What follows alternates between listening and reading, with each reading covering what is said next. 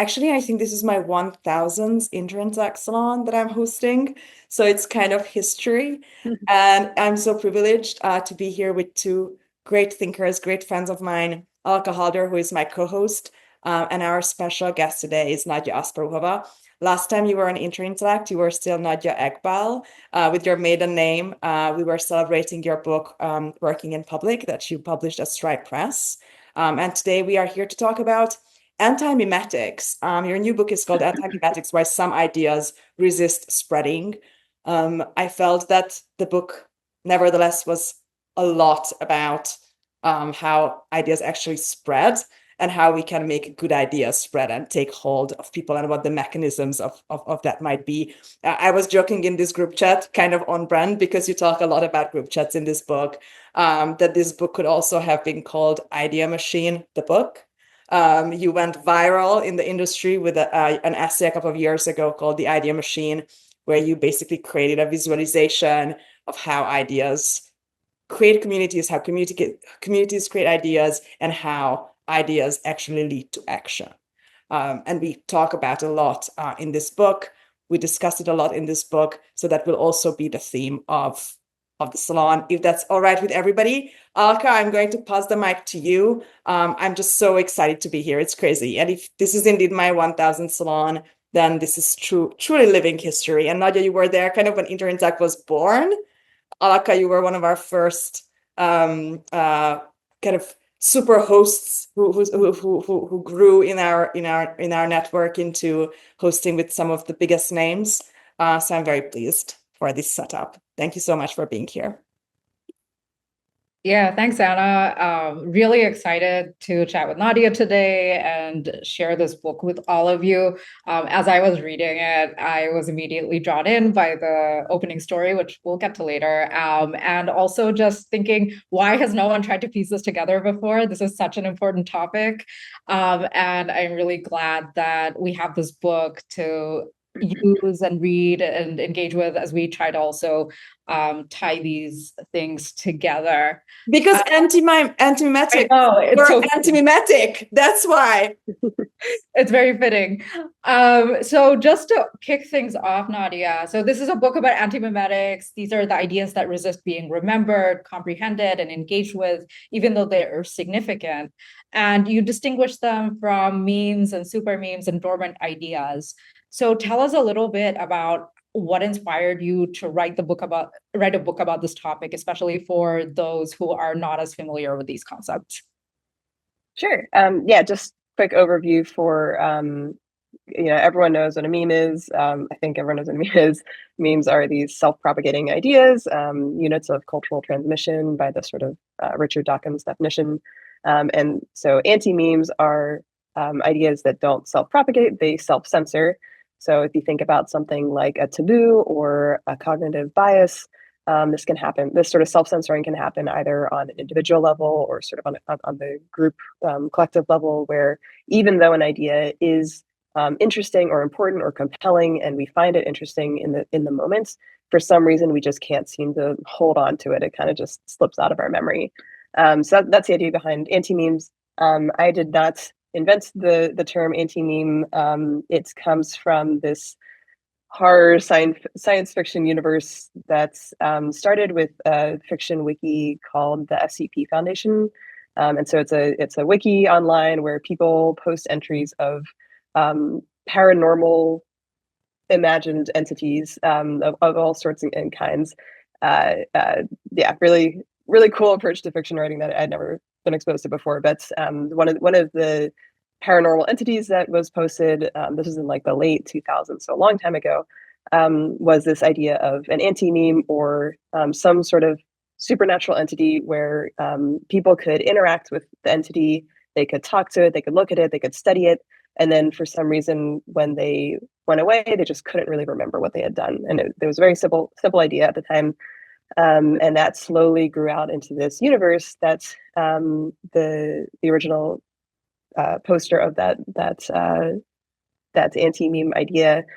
His name is Quantum, or that's his pen name, and he ended up writing this book called There Is No Antimemetics Division, which he has itself had this really amazing trajectory of, coming out of this online wiki, and then he self-published the book, and then the book became so popular that it is actually now being re-released this fall under a commercial publishing house. But he published that in 2021, which was really timely when you think about just sort of like where the internet was around then. I think we were kind of starting to flip from the sort of like Web 2.0 social feeds being the default of, everyone just kind of posts everything in public on Twitter or Instagram or Facebook or whatever, and you kind of don't think about it, to starting to have this sort of unsettled feeling that maybe things are a little bit too public. You share something online, it quickly escapes context. People are kind of jumping down your throats. You don't feel quite comfortable sharing everything about yourself in a super public setting online. And, around sort of like the end of the 2010s, you start seeing this slow kind of migration. No one is really officially talking about online, but it just starts happening where people start sharing some of these things more in group texts or group chats. You're sharing with a smaller group of people because, you just feel safer sharing your ideas that way. And so all these really interesting, important ideas, which normally you would be more incentivized to want to share them. You want them to go viral. You want them to spread. That was kind of the Web 2.0 approach, right? But now we're, starting to enter this new era where ideas, your most interesting, important, or controversial ideas, the deepest, pithiest, hottest takes or whatever, you might not actually want them to spread too far because you kind of just want to reserve it for, a smaller group of friends. So I kind of had that context in mind when I happened to read Quantum's book in 2021, and was just sort of like, oh my gosh, I feel like, this horror science fiction universe where anti-memes are these paranormal entities. There's a government division that is sent to track them down and stop them, but of course they can't remember ever fighting them, so that's why the title is called There Is No Antimemetics Division. It's a really, really wonderful book, and it just sort of sparked all these ideas for me, and I felt like, why isn't there a nonfiction treatment of this book to try to apply some of these science fiction concepts to real life? So that was the genesis of this book. I loved how basically your process, the genesis of kind of coming up with the theme of the book, was in itself kind of anti-memetic.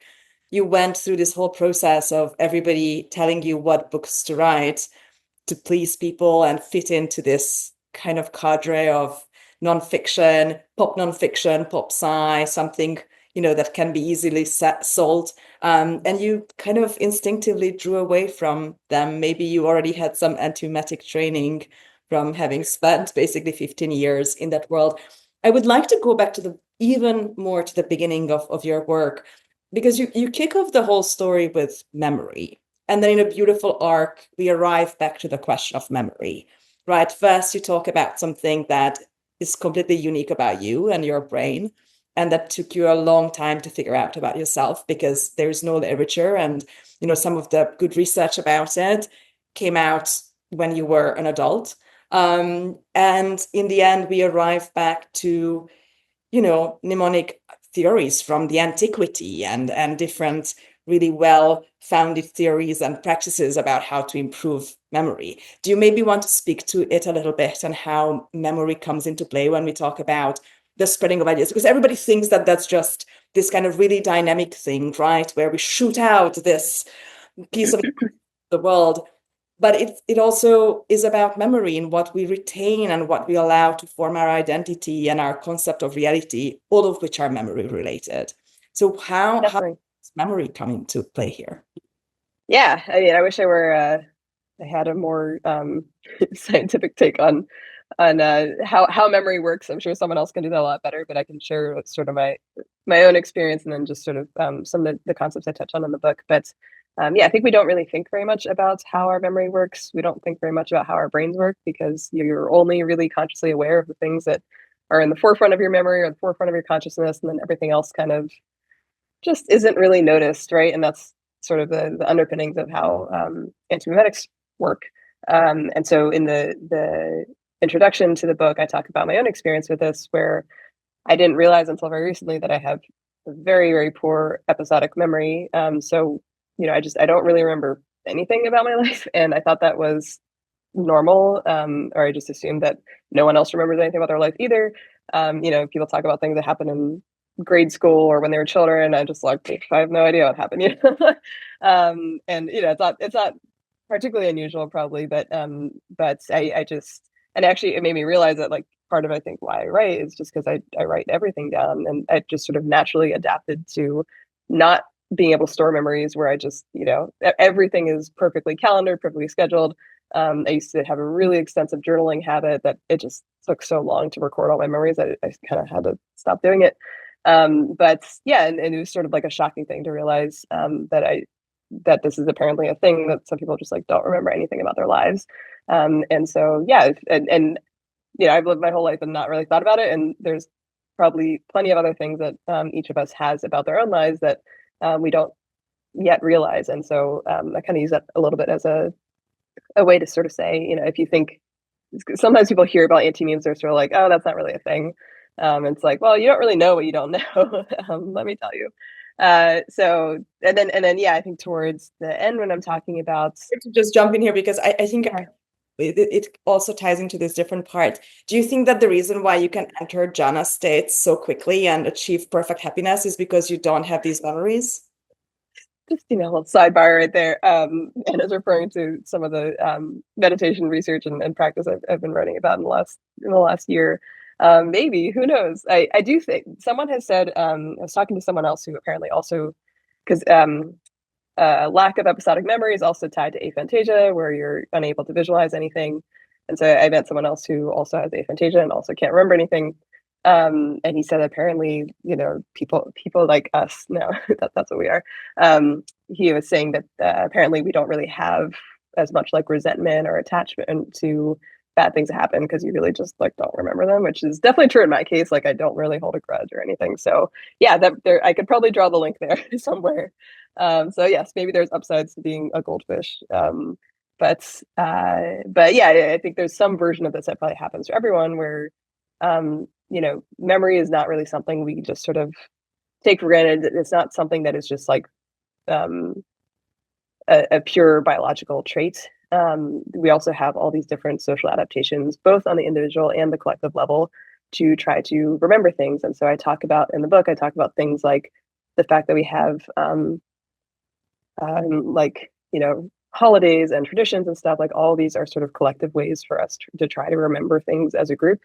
And then I talk about mnemonic devices and how some of this stuff, if you've ever been told the technique of try to remember something by like recalling a visual of what was happening and then thinking about, you're trying to think about who was sitting at a dinner party the other day, and you like bring up the image of someone at a dinner party and you try to remember like who's sitting around the table. That was actually a social construct that was invented at some point, right? Like that's not actually innate to humans to do that. It was invented at some point by the ancient Greeks and then sort of like passed on as like, here is a technique to help you remember things. So yeah, I think there's, if we think about the history of civilization as not just inventing technology and stuff, but we're also finding ways to sort of fine tune how our own brains work and use them more efficiently, and then sort of pass those practices on down to other generations. There's a lot of things like that, and so we should continue to invent and innovate upon those techniques. So you mentioned some of these techniques that help bring ideas from being simply ideas or anti-memes into the collective consciousness. So what are some of the mechanisms that allow this to happen? Like what takes something from being a dormant idea or even an anti-meme into something that is part of our collective consciousness or knowledge and allows it to spread? I think the fundamental ingredient of all this is attention, which I devote an entire chapter to because I think it's so important. And again, we don't often think about how much we are using our attention, selective attention, to sort of filter out our surroundings and focus on what is important to us. And so, I don't think there's an idea of sort of like an objective present moment where we create our own realities based on what we're sort of filtering and not filtering, choosing to notice or interpret an experience in a certain way based on how we like to think about it. So if you think about each of us as sort of like nodes in a network, every person is a node in their own network. And then you have your own attention and you're sort of like gatekeeping for the rest of the network, right? So a new idea comes your way and you're trying to say, do I like this idea? Do I want to pass it on? Do I want to kind of hold it quietly to myself and share it later? These are sort of more fine-grained ways, I think, to think about how an idea spreads versus I think of virality and sort of like the meme version of this as very simple. It sort of assumes a model where it's like, I receive an idea and then I just pass it on. I receive, I pass, if it's good, then I pass it. If it's bad, I don't pass it. But I think taking a closer look at anti-memes kind of reveals that there's a lot more nuance and complexity of you can receive an idea and think about it for a little bit and maybe just sort of like privately hold the idea. And it takes a long time before you start sharing it with others. Some people receive an idea and they just categorically don't want to share it.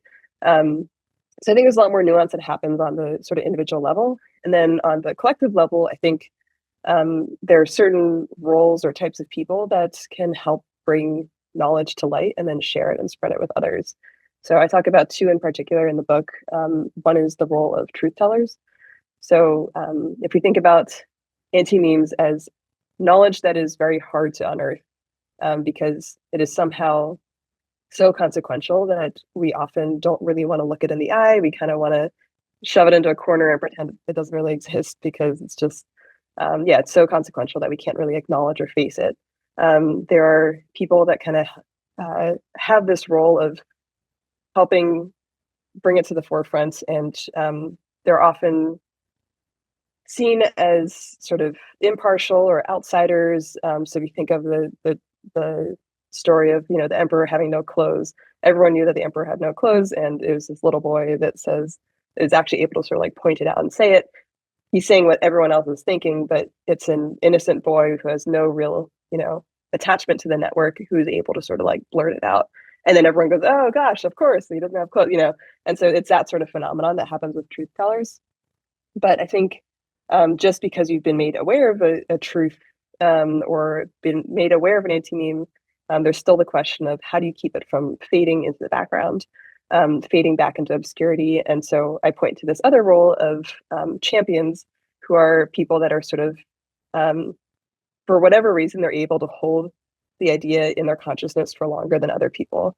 And so they become sort of like the advocates for the idea, and they're working tirelessly. You can picture in sort of like a political setting, political machine, where this really becomes important.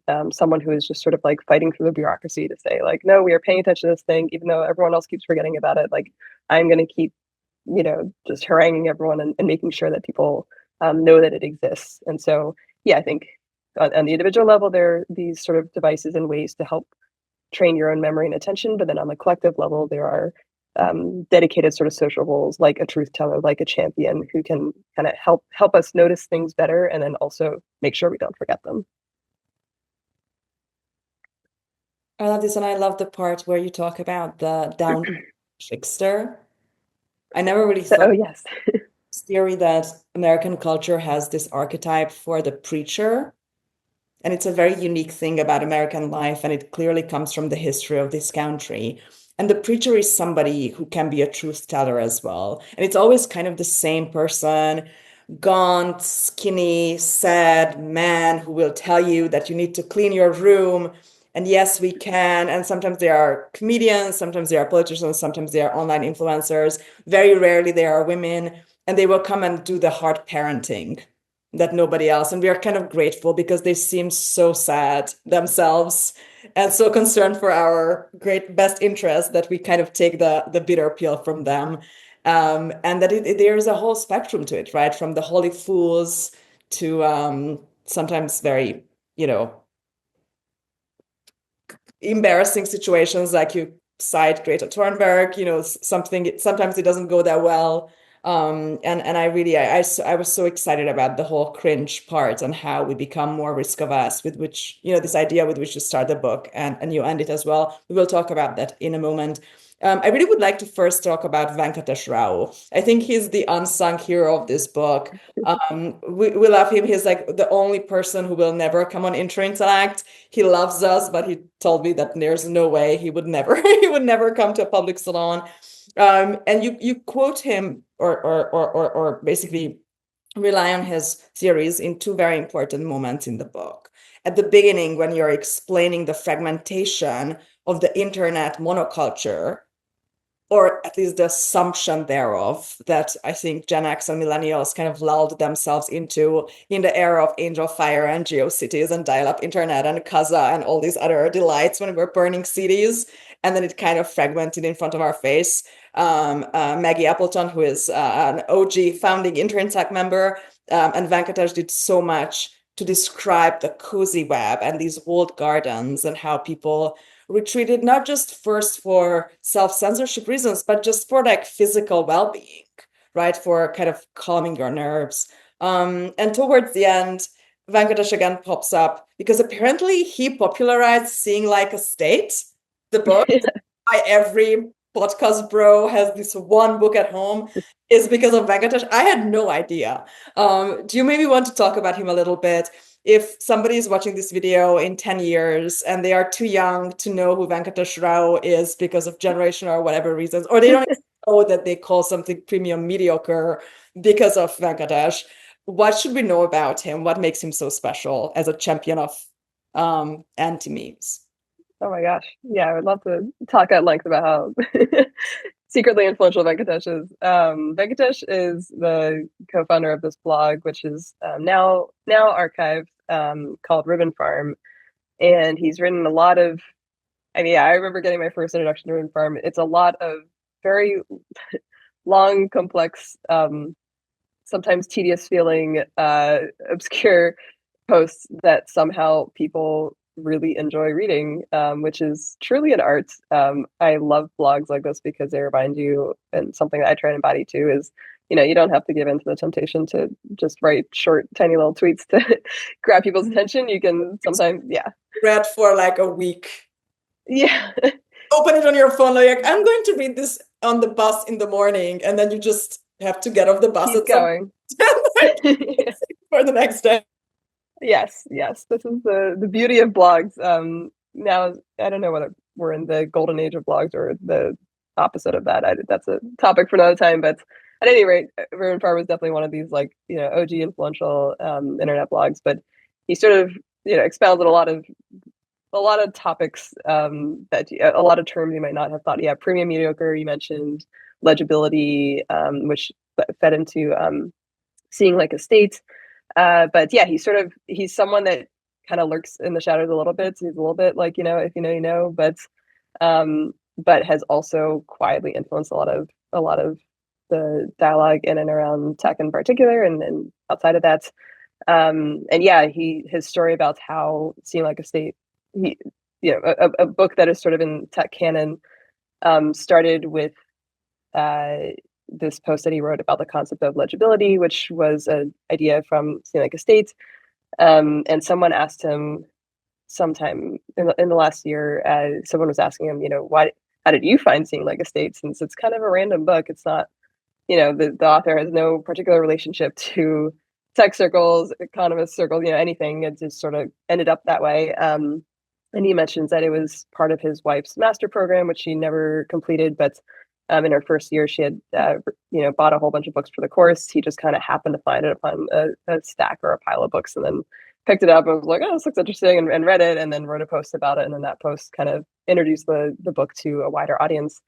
And so I use that example as to talk about this idea of spontaneous activation, where something I really want people to take from the book is that,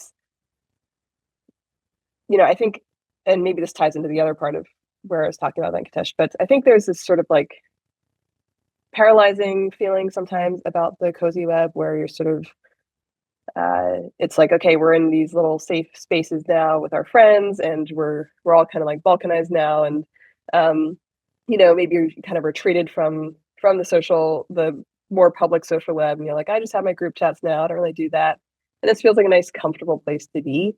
But I really want to push people a little bit on that and say, like very random things like, Venkatesh and something Seeing Like a State into a broader audience. These things are totally possible to do. And I talk about a few different examples in the book where I'm just like, these are kind of obscure topics that did not really need to exist. No one really had to, we could have just gone along in life and no one would have introduced it if not for someone just sort of spontaneously being like, I really want to make this a thing, and going out and making it. And so I try to make that argument for not in a sort of overly sentimental way of, you could change the world or whatever, but really just being like, hey, if you look at the, the shape of networks and the physics of how ideas spread, like there are a lot of examples in which these like, random things kind of pop through the universe. And yeah, to circle back to the beginning of the book, I reference a few different people who were talking about this idea of the cozy web, or this, retreating from public spaces. And one of them was Venkatesh, who coined another term called the cozy web at the time, where he, just to sort of describe that phenomenon of retreating into smaller spaces.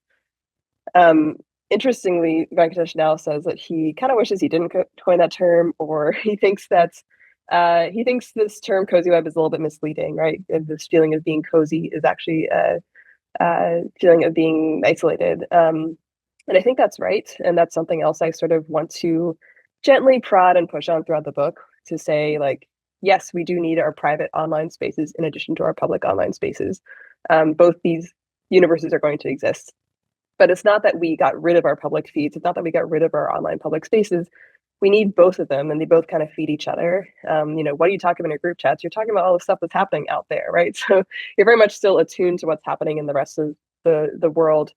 This isn't a reversion back to like Web 1.0, where we're just living in sort of these disconnected, blogs and forum message board kind of universe. We actually, we just have like another parallel world, right? You still have city streets where you're seeing everyone in public, and then you have the suburban homes where you kind of retreat to talk to your friends in private. And I think Venkatesh's sort of message, and mine as well, is, don't get too comfortable in private, because it's nice. It might feel safe. It's not actually as safe as you think it is, which I talk about as well in the book. Of, ideas can mutate and get really strange really quickly when you're only talking to some trusted group of friends about it. It's not actually as safe as you think, and it's also kind of boring if everyone were just to sit in private, and no ideas were not really. We were missing an opportunity, right? Like I feel a little bit conflicted about group chats sometimes, because I only really share a lot of my deeper thoughts in group chats at this point, or with smaller group of friends, and I know a lot of people who do the same, and so it's this unfortunate situation where you kind of end up in these gated communities, right, where all these people used to share their ideas in public, and anyone could benefit from them and interact with them, and if you're only sharing them in private, then you're kind of you're burning the comments a little bit. This public good that we all used to create is no longer there. So I don't think it means getting rid of the private spaces or the public spaces, but recognize that there's an interaction between the two. I always say that I started my current career on Twitter. I would never have been able to start it the same way, where it was like in a French realist novel, the young boy arrives to the city with like a little bag and his work ethic, and like works his way up. That was how Twitter felt 15, 20 years ago, right? You just arrived with your ideas, and if you were good, the meritocracy kind of would churn you up toward the top. And it's really, really hard to do that in a group chat, because you're just not going to get into a good group chat, because the dynamics work really differently. I want to talk a little bit about Kevin Simler at some point also, when the whole Going Critical essay, which I do remember playing with when it came out. And first of all, I love that this is a book where balkanization is mentioned, but you also say shitposting in the same book. We need more of this. Like, I need to see more of this. It's phenomenal. Very interesting to me how you use The City and the City, China Melville's book, that we actually have another salon in 2 days with Atossa Abrahamian and her book, The Hidden Globe, which also uses this book as one of the organizing frameworks for thinking about, Atossa uses it to think about Geneva as the kind of model city in her system, where you have the quaint, old-fashioned, elegant, bougie Genève, and then underneath you have this hidden world of free ports and diplomatic compounds and jewelry warehouses where international law doesn't apply, and you are trained to not see it.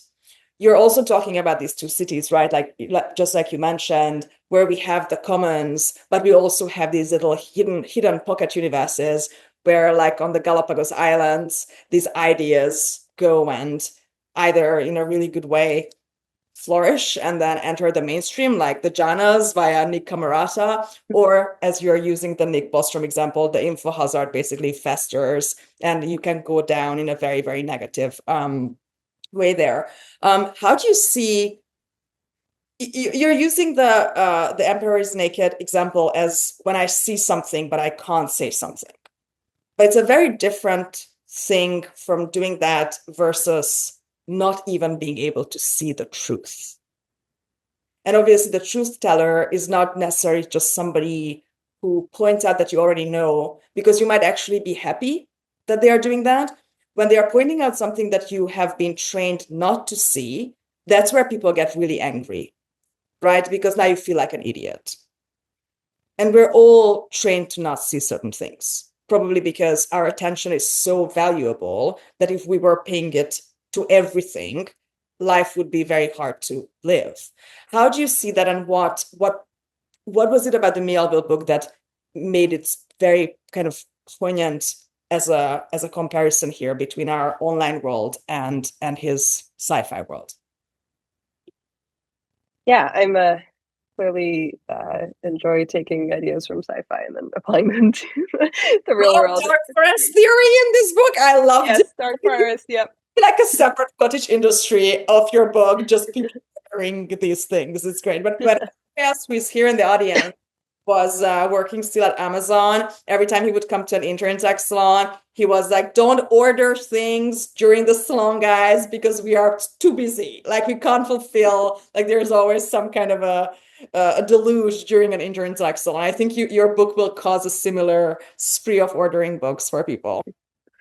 Yeah, hopefully benefits all the other authors that I referenced. But yeah, I talk about this book, The City in the City, and it's again very brilliant. One of my favorite sci-fi books about a world where there are two cities that are layered on top of each other, and so they're in the same physical geographic location, and the residents from one city are just sort of trained to unsee or not notice the other city. And yeah, I bring it up actually in the context of trying to get people comfortable with the idea early on in the book that we're all really comfortable with this idea of memes and virality as that being the sort of like governing forces about how the internet works or how the social web works. You know, everyone talks about memetics. It's very, well discussed at this point. And sometimes I feel like there's just sort of been a lack of theorizing beyond that. So we're just sort of like, yep, we live in the, very memetic world. Everything that happens, every time something spreads, every time something crazy happens on the internet, we just say, oh yeah, it's all just memetic behavior. And what I wanted to introduce people to was this idea that, you're living in your memetic city. So, think about sort of like Tokyo's Shibuya district is just bright flashing lights everywhere. And you're just like, oh, this is the world, right? And you're not looking around to see that you're actually built on top of another city, like in this book. That is, you've just sort of been trained not to see or notice. So I want to introduce the idea that anti-memes are not a new thing in the same way that memes are not a new thing. And I don't even mean that memes are new in the sense of they've been around since the early internet. The concept of a meme has been around for forever, really, probably since we've had, civilized society where people, you think about things like shaking hands or greeting people, like these are all behaviors that have spread through just, you watch someone do it and you're like, oh, I'm going to do the same thing, right? And, Richard Dawkins coined the term meme in this particular cultural context in the 1970s. And even from the 70s until, the birth of the consumer web and let's say like late 90s, early 2000s, even then, it had been around for a while. And so similarly, I don't think anti-memes are a brand new topic, even if we look at the first time Quantum posted that wiki about what an anti-meme is in the late 2000s. It's actually even older behavior than that, right? Like we've had taboos, we've had whisper networks, we've had, cigar clubs, things like that for a very, very long time. There's always been some sort of, things that we can say out loud, things we can say to everyone else, then things we kind of whisper to others. I even talk about, those are examples of anti-memes on a collective level, but on an individual level as well. I talk about sort of like priests or oracles or soothsayers, these roles. I think you're talking about as well, Anna, about these are people who have always served some role in society to kind of shepherd this really difficult, hard to unearth knowledge into the forefront of our consciousness. And sometimes it's like, I can't say it to my loved ones or my friends or something. I'm holding some kind of secret, but I can go to a priest in a confessional booth, and then there I can sort of like release it out. So yeah, I think that was sort of the purpose of having that sort of metaphor. I wanted to go back to a concept that Anna brought up a while ago, which was the concept of cringe. And you treat this as this reputational tool that discourages people from speaking up in ways that are useful or from expressing dissent. And that before cringe, people would just try things and see what stuck and so on. So I'm curious, do you think cringe is a new concept? What exactly is cringe? And then have you found any spaces where it feels like cringe is correctly calibrated, where it's high enough that you filter out noise, but low enough that it's still surfacing important discussion? Yeah, cringe makes me sad as a new phenomenon. I'm old enough to remember when we didn't really have cringe on the internet, and now I feel like it has sort of become this like governing behavior or norm that governs our behavior. Yeah, I think of cringe is when you're sort of saying or doing something, and then you kind of miscalibrate the response, and then you're kind of like, oh, everyone's like, oh, she shouldn't have said that. And you kind of keep it to yourself. I think it becomes especially exacerbated in public settings, right? It feels painful to share something, and then it's like, people either don't like it or they ignore it or something like that, and that can feel kind of cringe. It feels like other people are sort of suppressing a new idea in a network, and I think again, it's sort of same fundamental behaviors that are governing how ideas spread more broadly, where you have all these different nodes in a network. Each of us is serving as a gatekeeper of ideas. And if something is perceived as too risky or too consequential, then we don't want to acknowledge it or spread it. And I think in the past, we've had higher tolerance for riskiness of ideas, or interestingness of ideas even. So that when we come across something that is a little bit unorthodox, our filters were just a little bit less tightly held. And an idea could start to spread and float a little bit through a network. And in more recent internet history, it feels like those filters have become much tighter, where people see a risky or unusual idea and they kind of just shut it down immediately. I think this is even starting to happen.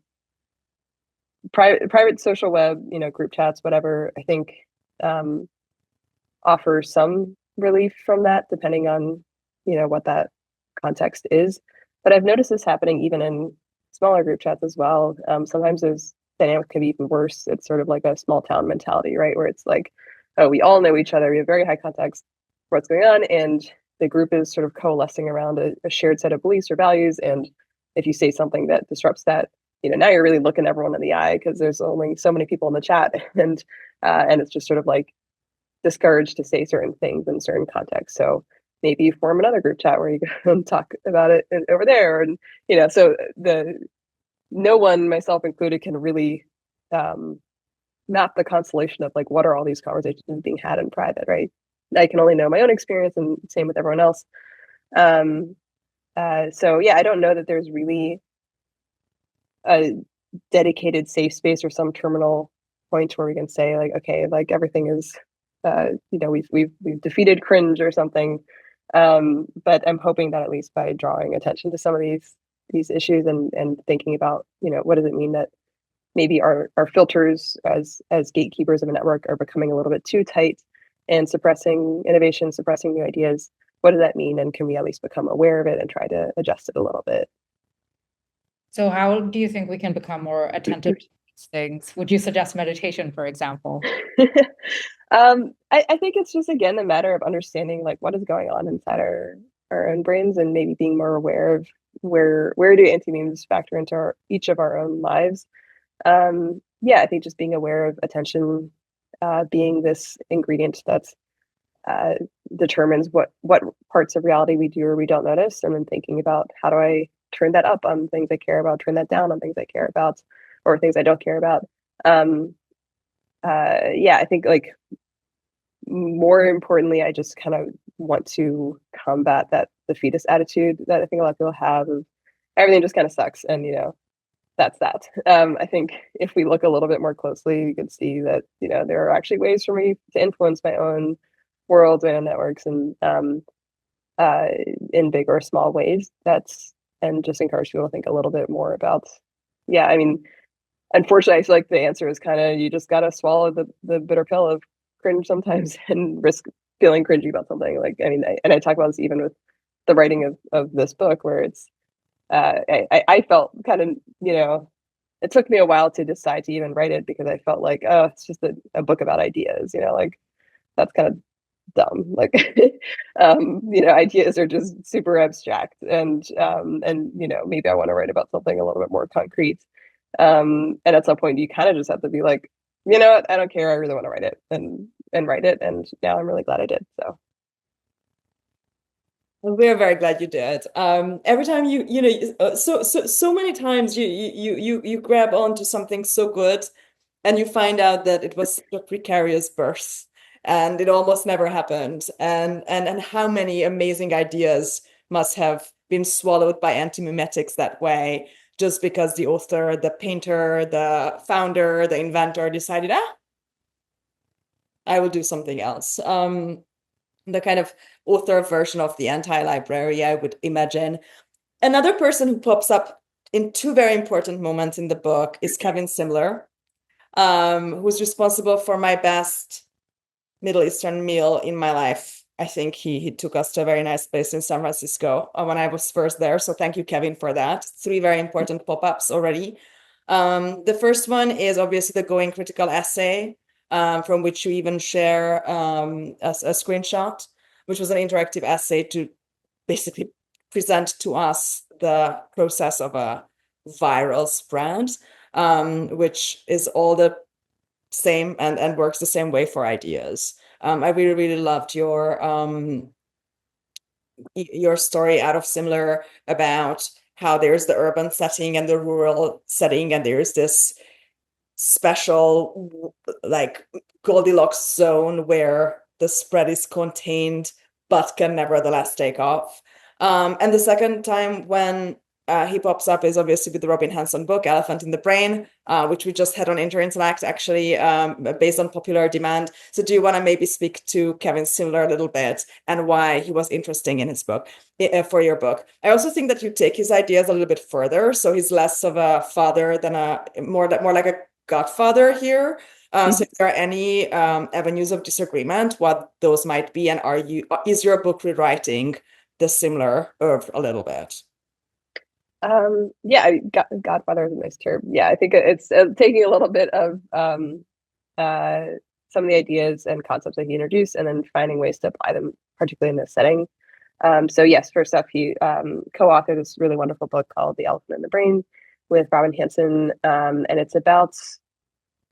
it's more about like the hidden motives that govern what we do, often selfish, often self-serving, that we might not realize that we have. So in a sense, it touches a little bit on the idea of antimemetics, but not quite by name. And I reached out to him when I was writing the book to sort of get some of his thoughts, and he was sort of like, "Oh, hadn't thought about antimemes quite in this context, or I hadn't thought about that book in the context of antimemes, or they had like a few mentions about it, but didn't really expand on it as sort of like a standalone concept." So I think when they talk about this, elephant in your brain that is looming large and sort of directing the things that you do that you're not really aware of, they're talking about more in the context of blind spots and specifically cognitive biases, which I think cognitive biases are one type of anti-meme, but they're certainly not the only kind. So I found a lot of what they write about useful, because they do talk about selective attention and the idea, maybe, I think the fundamental concept that there are other things in your brain that you might not be aware of that are governing your behavior is certainly very relevant and useful. But then I sort of wanted to isolate this concept of anti-memes and try to apply it in a broader context. And then the other place where I talk about Kevin's work is this interactive essay that you mentioned called Going Critical. And I kind of borrow from him in order to define a little bit more nuanced vocabulary to describe how ideas spread, which we've talked about a little bit already. But he borrows from epidemiology to say, and this he wasn't even writing in the context of anti-memes, but he does all these really cool interactive like exercises, I guess, in the essay where you can spread the disease. Yes, that's your thing. Yes. Simulations where you can watch like you know, I don't even know, like a virus or an idea or whatever you want it to be, but you can like, yeah, it's very cool. You can adjust and see sort of like how does this virus or idea or whatever spread if the, you know, immunity is this and then transmission rate is this, and you can actually just see like what happens to them, and he uses that to sort of demonstrate some of these concepts. A few of the useful terms that he introduces, I'll just sort of touch on. So yeah, basically I'm saying that's within the context of memes, we talk about virality rates, which is just sort of a very like simple concepts. We talk about viral coefficients. And he introduces a few other concepts from epidemiology. So he's talking about immunity rates. What else does he talk about? Or sorry, he talks about immunity, he talks about transmission rates, and symptomatic periods. And so immunity refers to the idea of, you know, if an idea comes at you, you know, two people notice an idea, or two people hear an idea, one person might become totally enamored by it, the other one might just sort of not care at all, right? So that's just because someone sort of hears an idea doesn't mean that they're going to be quote unquote infected by it. Transmission rates refers to the idea of what is the probability that someone is going to, even if they're infected by an idea, that they're going to pass it on to their connections. So again, you might hear an interesting idea. That doesn't mean you're going to go evangelize it or spread it to other people. And then symptomatic periods, I think, are particularly useful in helping distinguish between memes and anti-memes, because they refer to this idea of, you know, how long are you actively expressing symptoms while you're infected by an idea? And I think with memes, something that sort of defines a meme is that it is not that consequential, and that's what makes it super easy to spread, right? So if you think about all the sort of links or random stuff that you post in a group chat or send to your friends, images, whatever, you kind of like text it to them and you kind of move on and forget that you've already done it. It just kind of like passes right through you, right? There's very little resistance. And so you're expressing it, but you're expressing it for a very short period of time. Whereas with an anti-meme, you might be expressing it for much longer. You might be sort of holding on to it for longer because it is much more consequential and your brain is sort of grappling with it. And so, yeah, similar to viruses and diseases, where some have very short symptomatic periods, some of them have very long ones. I shared the link in the chat for Kevin, so the guys can, our attendees can spread diseases on their own time.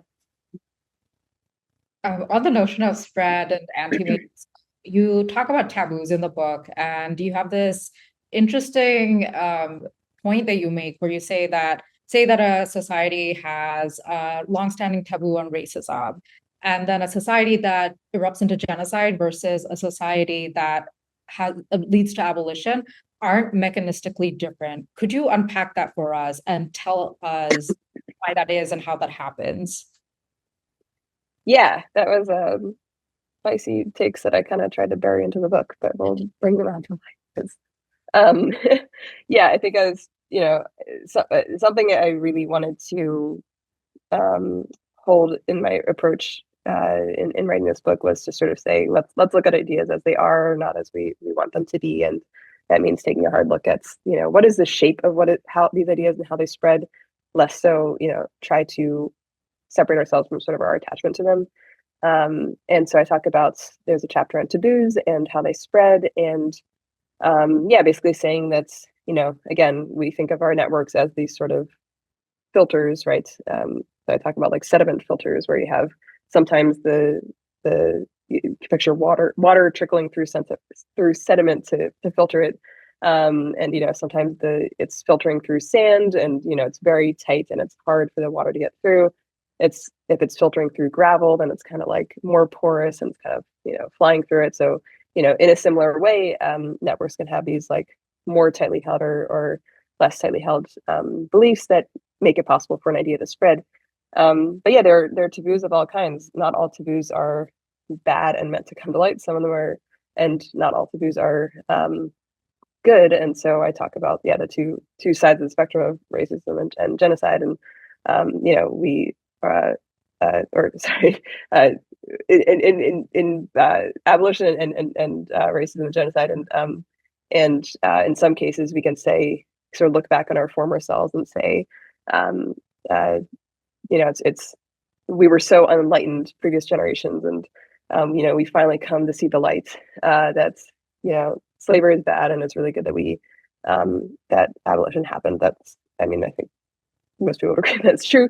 But in terms of just like, how did that actually happen? How did we go from saying no one can question this long held institutional norm, and then like, how do we actually like make that sort of change happen?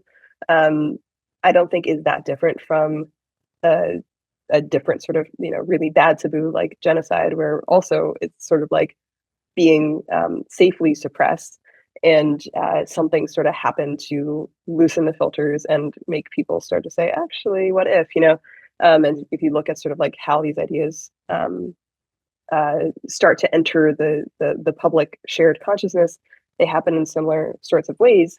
And so it's up to us to then decide, like, what do you want to gatekeep as an individual? What do you want to suppress? But I don't think, I think in both cases, the behavior is sort of the same. It's just a question of like, how do we think about what the consequences are? And again, I don't, this is sort of maybe the darker side of the earlier, conversation about how, you can kind of make anything you want happen in the world, right? Which is kind of hopefully like an inspiring thing to think about. But other people can also make anything happen in the world that they want, and so you kind of have to think about like, what are the consequences if I spread a certain idea? Where do I think it's going to lead? And how tightly held do I want my filter to be or not be? One very, very beautiful thought in the book, and it's actually a chapter title, is sacred knowledge. You mentioned it earlier. It's the less super dark side of anti-memetic ideas, basically, right? When we kind of consecrate spaces, and not just necessarily a frivolous group chat, but for instance, the confessional booth, in Catholic liturgy, and the Delphi oracle. How do you see them, being spreadable beyond these institutional boundaries? And what is the role of the facilitator there? Is this person a kind of priest between the memes and the anti-memes? How should we think about it? And what can an average person who is not a ordained priest or an oracle from the antiquity communing with the gods do about this? How can we create more sacred knowledge?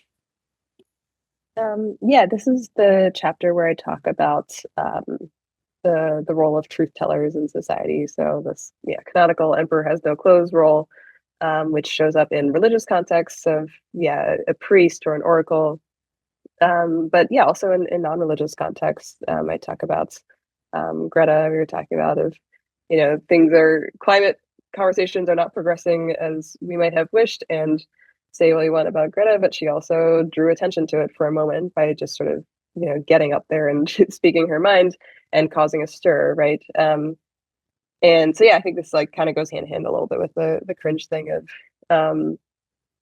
what is that saying about the only thing holding you back is fear? On the other side of fear is like everything you want to be or whatever. I think on the other side of cringe is sort of like all the knowledge brought to light or something like that. And a lot of people just sort of like hold back in fear because you're afraid of being cringe, you're afraid of being ostracized or whatever. But if you kind of like push past that, there's a lot to be discovered on the other side. I talk about like one of my personal heroes, Jane Jacobs, and how she similarly just sort of had wrote this book about urbanism and how cities are planned, and something I really love about the book is it's just very no nonsense, where she's sort of like, she has no special qualifications, no special training, but she's criticizing and questioning sort of this top-down methods of urban planning and saying, I don't think these actually fit, what's how cities are actually built.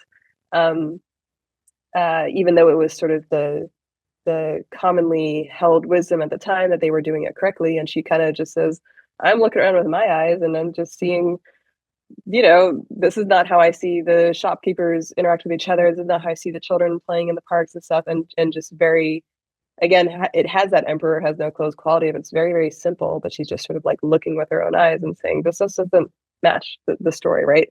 And that became, a message that really resonated with a lot of people. So, I don't know. I wish I had a easier answer maybe than just sort of like courage, but I think a lot of it is just courage of being unafraid to if you see something, say something, right? But I do talk a little bit about like I think truth tellers have a certain quality to them. Like you do have to evaluate the context that you're speaking in your network and sort of and weigh that against the things that you want to be saying. It's there are also plenty of things that you can't quite say because it would really be disruptive to your own network. And I think the truth telling function works really well when you're perceived as not really having an agenda, right? So, I mean, I think about this with like parenting right now. They're, my kid is still super young, but there are things where as a parent, you kind of have to suppress some things because, you're trying to be a role model for your kid or you're trying to convey a certain idea. And so, I'm not just going to go blurt out every single thing I think about, right? So in some contexts, truth telling is not always the best approach or answer, but yeah, I still think it's worth, us challenging ourselves to think about, are there places where we could be saying more than we think we can? I will be so curious to see your antimemetic child. We were just talking about it in one of our group chats about the antimemetic child and how so much of the smartphone ban and these often very misguided, causally very loose narratives are just trying to sell back this idea to parents that you should have an antimemetic child because they will be navigating a world that is incredibly strongly trying to capture their attention and their identity very strongly. And the best you can do is basically to like steal your kid with some tools to withstand it. We will open the floor for questions in a second. I want to kind of close this part of the conversation, the salon, with an exploration of the super meme concept. I think everybody who will be reading your book will have a kind of eureka moment in how you explain these giant super memes that become almost like their own civilization or their own system, and we completely forget that there was ever a world when we didn't worry about these things. You bring up, beautiful examples of unchecked data and things just kind of becoming bureaucratic processes, even in private life, from recycling to, well, soon the cell phone ban. How should we think about super memes and what gives them such power? Yeah, so I talk about this idea of super memes that are sort of like a mutant form of a meme. So if a meme is something that is very easily spread because it's not that consequential, you kind of, you share the stupid image and then you kind of like move on and forget about it. An anti-meme is something that is super highly consequential and therefore not super transmissible because you're afraid of the consequences if you share it.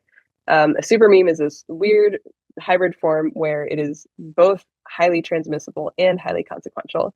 And a lot of ideas that fall into the super meme category have some sort of apocalyptic, extremely urgent quality to them. So if you think about climate change or climate crisis, really, if you think about population decline, but in the past there was overpopulation, fear of foreign threats, US being afraid of USSR, China, whatever, existential risk from AI. It's not to say these things are not necessarily real, but the enormity which they sort of like crowd out everything else in our minds, and you see these sort of idea ecosystems and talent ecosystems sort of coalesce around them in this really, really sort of surprising ways. They all share similar sorts of qualities, right? So a super meme a meme is likely to become a super meme if it is something that sort of speaks to our own personal values. It's something that's not clearly falsifiable in the future, right? So it's like there's something in the future that's happening, but we don't exactly know when it is. The data might be a little bit shaky around it. but yeah, you could sort of like, look at, okay, a super meme, shares all these different qualities, and then sort of you start to recognize them in the wild. I actually hadn't even thought about some of the sort of like smartphone conversation as being one of these until you mentioned Anna, but like that's definitely, maybe another example. And I think like we're only, again, like a meme or like an anti-meme, super memes have been around forever, or at least a really long time. I think war was sort of like the canonical super meme, where everyone kind of like drops everything and dedicates their lives to this cause that is bigger than them, right? And we'd only have like one super meme at a time to really focus on, and that was sort of decided for us. And then after the Cold War kind of being that bridge point between the era of big global wars to the era of culture wars, and obviously I'm talking about in the US, you start seeing like this one single war that everyone is focused on starting to fracture into maybe like a couple different wars, or a couple different big issues. And now I think like post Web 2.0 in the current era, there's just like tons of super memes to choose from, right? And we're probably only going to get more and more of them. And I think part of it comes probably from like a search for meaning, or people have this instinctive desire to want to dedicate their lives to something, right? And I think there's nothing wrong with that. I think that is just a human trait. And so we all need some sort of super meme to dedicate our lives to. And the question is maybe just like, what is it? So I think I feel like I do equivocate a little bit in trying to analyze, are super memes good or bad? Again, I think they kind of just are. It's good to be aware of them. I definitely caught myself getting enamored by various super memes and sort of trying to check myself and say, am I concerned about this because everyone else around me is sort of panicked and concerned about it, or because I actually think there is an issue? And trying to be aware of like, how much is this crowding out space for other things in my brain, and do I want to let it crowd out that space? In some cases, I might say, yeah, like I actually think this is really important, and that's fine. I am going to dedicate myself to this cause. I think again, that is just sort of the natural part of being human. You want to find causes bigger than yourself to be part of. In other cases, it feels like, you know what, I'm actually going to disengage from this because I don't want this taking over my brain. So on the one hand, I think we should be cautious with super memes, and not letting, just because something sounds really urgent and consequential and like an impending crisis does not mean it always is one. It's kind of just like the shape of that idea that is very enticing and easy to sort of take hold in your brain.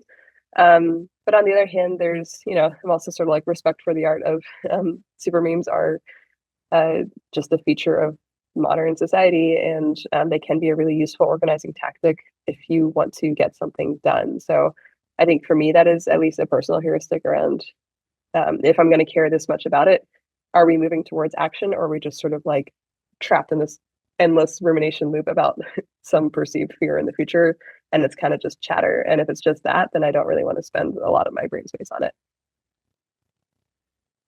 And how important public memory is in this case, right? Like remembering what you thought 2 years ago.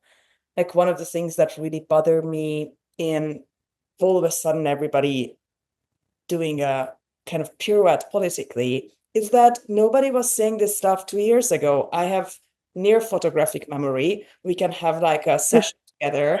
Wow. And said where we were, what we were wearing. It's a terrible thing to have in your private life.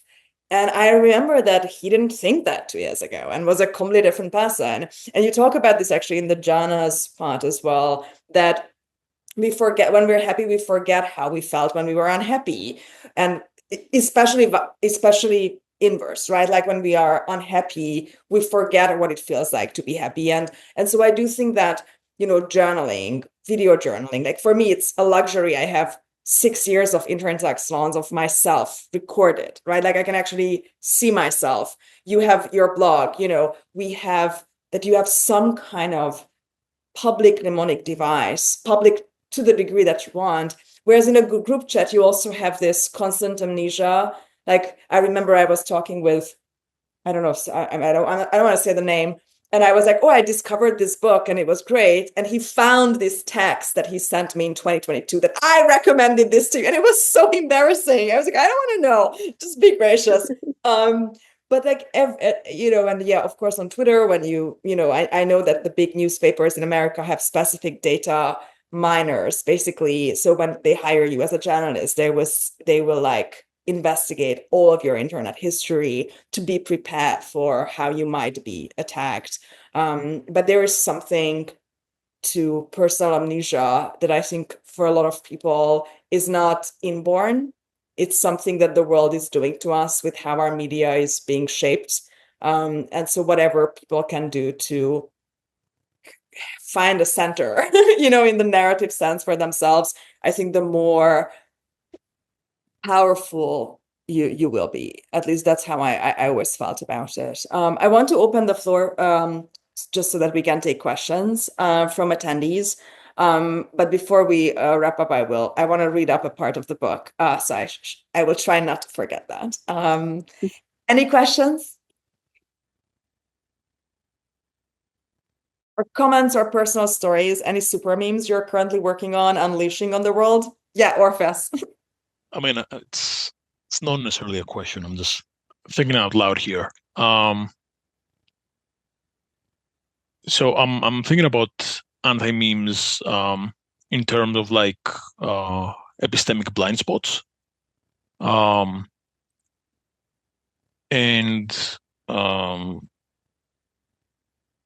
mostly in an adversarial context.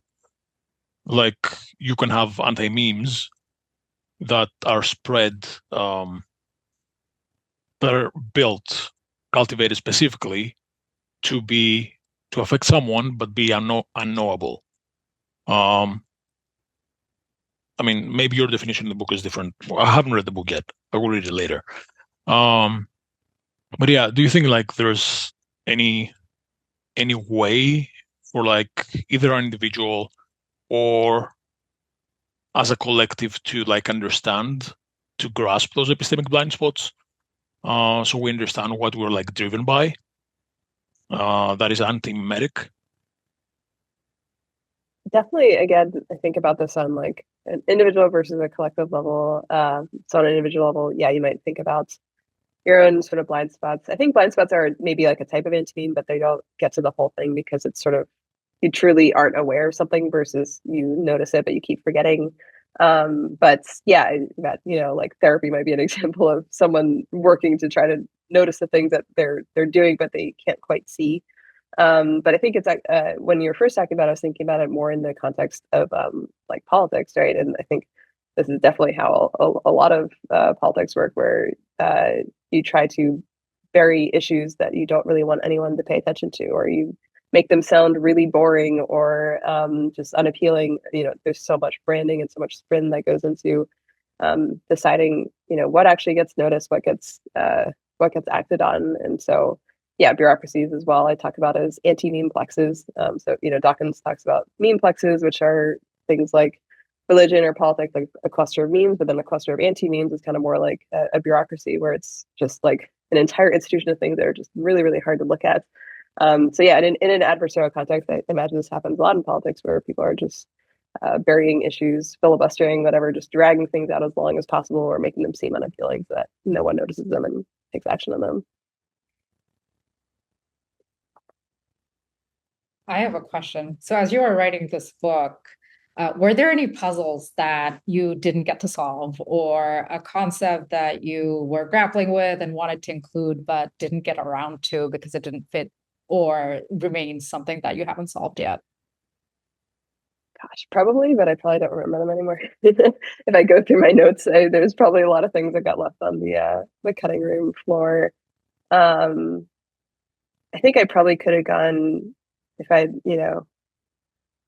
planned to, I probably could have gone even deeper on towards the end, when I'm sort of talking about ideas that didn't necessarily have to happen, but were championed by someone and kind of spontaneously came into existence.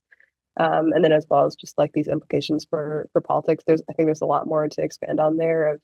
I talk about sort of examples from my own world, because I wanted to just sort of highlight how commonplace a lot of these spontaneous activation of ideas can be. But if I go through history, there's probably a lot of really interesting examples that could have been included. But yeah.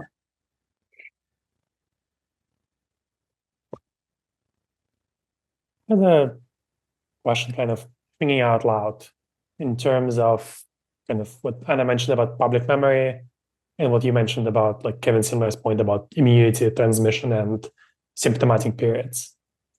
Just thinking in terms of like over the long term, what happens to ideas? So kind of one of them is like, what's something from like 100 years ago. Most likely it's probably buried somewhere if it's not a very, discussed topic, probably in some obscure, boring academic book that some people don't read, or sometimes it can just become part of the collective consciousness.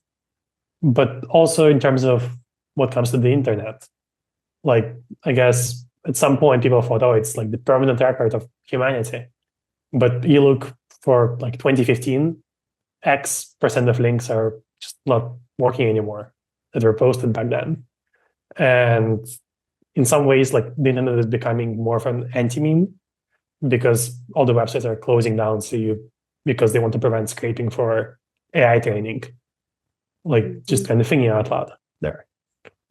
Yeah, I was really obsessed with this when I was probably around the time I was writing Working in Public. I'm pretty sure I wrote about this in Working in Public, the idea of like living versus dead knowledge, and living knowledge being stuff that is sort of like actively in our individual or our shared consciousness, and then dead knowledge as being this like, so much dormant information that is not being actively called upon or used in our current consciousness. I have sort of, I don't really know how to, because I still feel like the bottleneck is, our own attention and then our ability to take action on things.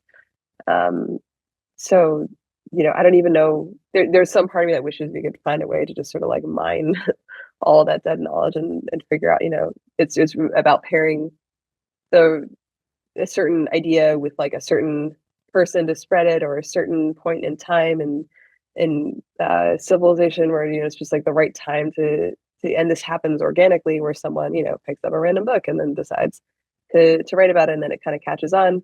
But it feels sort of inefficient to me somehow that we just are relying on people to kind of stumble upon things. But then on the other hand, I don't even know I think AI is doing this somewhat, and having access to so much dead knowledge and being able to surface things in the right moment in time. But I don't even know how far that extends or what that would look like if would we just be like inundated with so many ideas and not really be able to take action on them or not. But something feels really unexplored to me there around how do we just make that knowledge discovery like so much more efficient and more tailored to any particular moment in time. There's so much to mine.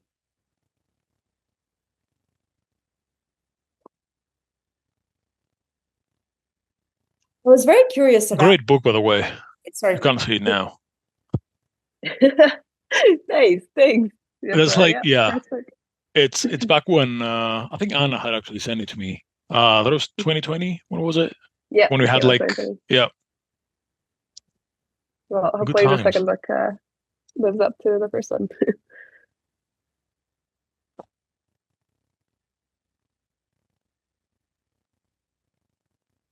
I was very curious about the dormant ideas as well. You have this 2x2 about like high impact, etc., and kind of super memes are in one extreme, and then dormant ideas in the other. As I was reading the book, I felt like that's maybe the part where I'm the most ignorant. Like I would be perhaps easy to fool what is dormant and what is an anti-meme, because an anti-meme is so hard to try out in the real world. How do you know how valuable something is? And to go back to the symptomatic period, right? Like what is dormant versus symptomatic? Like you use the Yarvin example, which is, I think, everybody's favorite example of somebody who was super fringe and then canceled and then, cut to profile in the New Yorker. As a really, really good case study for this. I'm really curious, like, how would somebody have known that Yarvin is in kind of symptomatic period and not dormant. Yeah, it's hard to know because 2007, right? Like, let's imagine ourselves back in the day. Nobody has smartphones. Indie rock is everywhere, and people are knitting in hipster cafes in Williamsburg. 2007. It's hard to know. I mean, especially now where you can't really see how, like, where culture is flowing or where the trends are happening if you're not part of it, and then you kind of have to rely on, you know, someone else to maybe tell you and you trust them or whatever. And I don't think anyone has this omnipresent view anymore because so much of these little pockets of culture forming and developing and spreading are just, you know, no one can really see all the things that are happening. And yeah, so I mean, I talk about sort of like dormant being ideas that are not consequential and not spreading because they're just like not interesting, right? And in the most literal sense, it's something like a random data set or something, just, you know, something that is just simply uninteresting to most people. But it's also true for dead knowledge, right? I didn't really talk about as much in the book, where it's not consequential to anyone at this moment in time, and therefore it's just gonna lie there. Whereas an anti-meme is something that is highly consequential, but just not quite spreading yet. So people are thinking about it a lot. And yeah, I mean, if you looked at like Curtis, you know, back when he was still canceled and antimemetic, you could tell that things were changing based on just how many people were talking about him in private. But if you weren't having those private conversations, then you'd have no idea he existed, right? And you might just think he's just a random person. And I encounter this now too when I talk about, you know, various like tech subcultures and things like that. I remember talking about like effective accelerationism as sort of this, you know, growing trend or something to someone, and who was not at all involved in any of these circles, and that person was sort of like, oh, that sounds like, you know, something stupid, just didn't really care, right? And this is like just before it got all this like mainstream coverage and all this stuff, and then, you know, you check back in a month later, it's like, oh, this is a crazy phenomenon, where did it come from? And it's like, well, because you couldn't see it spreading, right? But we all have some version of this where we think an idea is just sort of useless or uninteresting, and turns out actually lots of people are talking about it. So I guess if I were to encounter something like that and I were skeptical and not sure whether it's dormant or simply anti-memetic, I might be asking how do who is talking about it, and how do you know that it's interesting? And instead of just looking at my own intuition, because maybe my intuition is wrong. Yeah, you're talking about the New York Times piece about Curtis. I love now Scott Alexander wrote a piece that was about how Moldbug sold out. So he's really done the entire arc of like I'm sold out. Like, you're a writer, you want to be read. Like, there's nothing like you would have done the same. It's the platform that spent, I'm sorry, I love the New York Times for some things and really don't like them for other things. Like, they spent so much ink, you know, hitting on these whole, like, I mean, we all know about the anti-tech, anti-new right commentary, and then snap a finger, you know, some other person gets elected, and all of a sudden they don't remember what they printed 2 years ago either, I think. Yeah, people change and networks change. Are you ever for 2007? I mean, I know that you have, you know, maybe fewer memories of it than I do, but maybe. Am I ever? Yeah, are you ever nostalgic?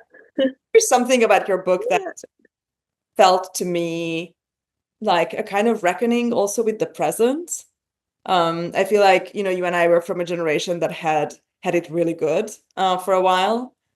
And then we're trying to, I mean, I don't want to, of course, you know, I mean, I'm just talking about myself here, but I feel like, at least I definitely with Interintellect feel a little bit responsible, that I remember a different era that had some good stuff about it, and to save some of that, both in which thinkers get discussed, which ideas keep being kind of kept present in a mnemonic way.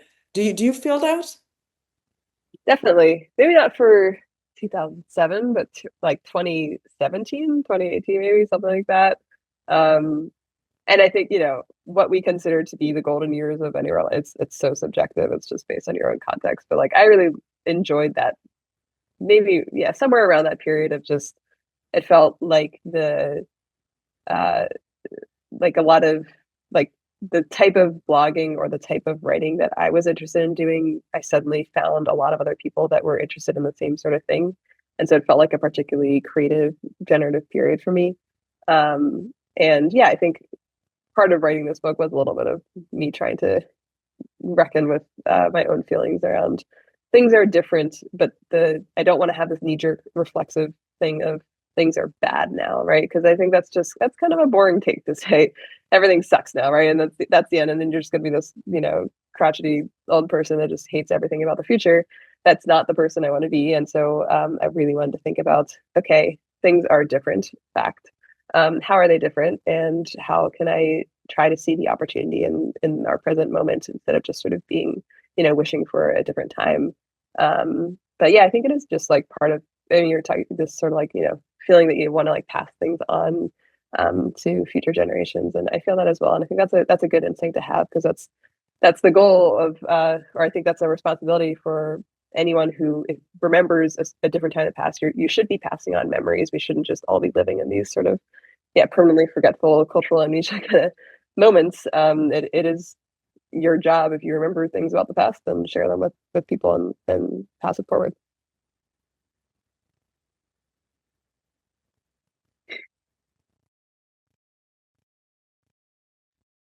Any other questions before we wrap up? Dear attendees, Alaka. Oh yeah, I wanted to read a passage. Thank you, Alaka DM'd me in Cozy Web on private Zoom chat, because my memory might not be as good as I just advertised it. Okay.